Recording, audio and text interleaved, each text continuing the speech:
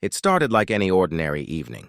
My girlfriend and I had gotten into a disagreement over something trivial, something that, in a healthier relationship, would have been resolved quietly behind closed doors. But that night, emotions were running high. Voices were raised, words were exchanged, and I felt that familiar pit in my stomach that comes when trust and respect teeter on the edge. I never imagined that this private argument would become a public spectacle. The next morning, I woke up to an alert on my phone. My heart sank when I saw the notification. A TikTok video had been posted. My face was visible, my voice audible, every heated word I had spoken captured and broadcasted for the world to see. The caption read, "Toxic men exposed," a blatant, mocking accusation that twisted our private exchange into a weapon against me. I stared at the screen, feeling a mix of shock, humiliation, and disbelief. Every reaction notification felt like another knife twisting in my chest. Friends, acquaintances, even strangers were commenting, sharing, and labeling me publicly, all without context or explanation. The humiliation was suffocating. I took a deep breath. I didn't respond online. I knew that reacting in anger or trying to defend myself on social media would only escalate the situation. Every viral moment on the internet is a weapon, and I refused to arm her with my own impulsive emotions. Instead, I did what I should have done from the start. I documented everything. I saved the video, screenshot every comment, and collected timestamps showing exactly when it had been posted. Then I filed a formal complaint.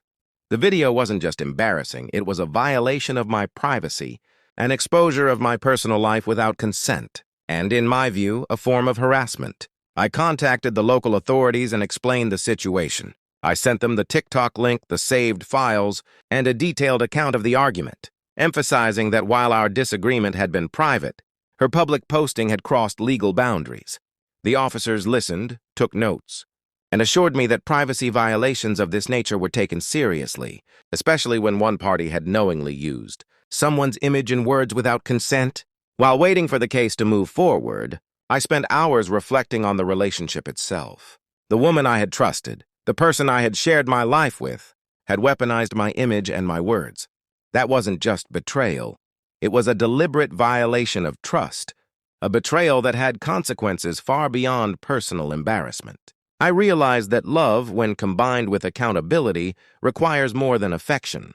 It requires respect for boundaries, respect for privacy, and the ability to handle conflict without turning intimacy into ammunition. She had failed in all of these respects. The legal process was slow, but I found solace in taking the high road. I did not retaliate online. I did not broadcast my pain to the world. I allowed the system to address the violation in a way that mattered, and in doing so, I reclaimed my dignity and my power. Weeks later, after formal notices had been issued and the initial investigation concluded, the TikTok video was removed. The platform acted in accordance with the privacy complaint, acknowledging that no one has the right to post intimate or personal content without consent, especially when it targets a specific individual. During this period, I also realized the deeper emotional impact. The incident was more than a privacy violation. It was a test of character, patience, and self-control. It forced me to confront not only her betrayal, but also my own responses. I learned that silence, when paired with action, can be stronger than the loudest retaliation. And there was one more revelation. Trust once fractured is rarely repairable. Even after the legal resolution, I knew that any attempt to rebuild the relationship would be tainted by the memory of public humiliation and deliberate betrayal. I had loved deeply, but love alone could not overcome the breach of ethics, respect, and boundaries that she had inflicted. In the end, I moved forward quietly. I focused on my career, my personal growth, and the relationships that were built on mutual respect. I surrounded myself with people who understood that intimacy is sacred, that words spoken in private are not weapons for public shaming, and that trust is the cornerstone of any healthy relationship. The experience left scars, certainly, but it also left lessons. I learned that emotional betrayal can take many forms, and that privacy violations, though painful, can be addressed without stooping to the same level of malice. By acting with integrity, I reclaimed control over my life, my narrative, and my sense of self-worth. And though the memory of that TikTok will always sting, it also serves as a reminder. Boundaries exist for a reason.